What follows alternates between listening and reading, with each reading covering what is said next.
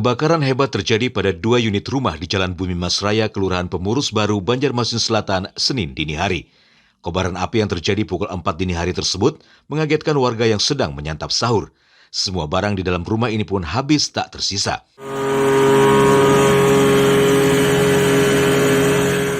Selama hampir setengah jam lebih, pemadam akhirnya mampu memadamkan api. Bubuk rumah atas nama Bu Moharto sama Pak Alvin. Sempat dengar ada ledakan kah Pak atau apa yang memang ada memicu apinya atau bagaimana? Kalau sebenarnya nggak ada, cuman karena di situ ada bensin, bakar pokok mungkin kompor kita ada. Di situ api membesar, sampai di situ api membesar luar biasa.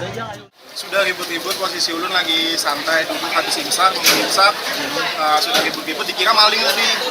Lalu keluar buka pagar, setelah keluar datang ke sana, sudah kelihatan apinya. Udah gondol di rumah itu Pak. Ibaratnya kan api itu kelihatan dari dalam nih. Kalau titiknya nggak tahu di mana.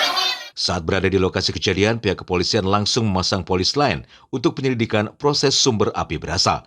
Beruntung tidak ada korban jiwa dalam insiden ini, namun kerugian ditaksir besar. Dari Banjarmasin, Alif Hidayatullah, Kalsel 1net.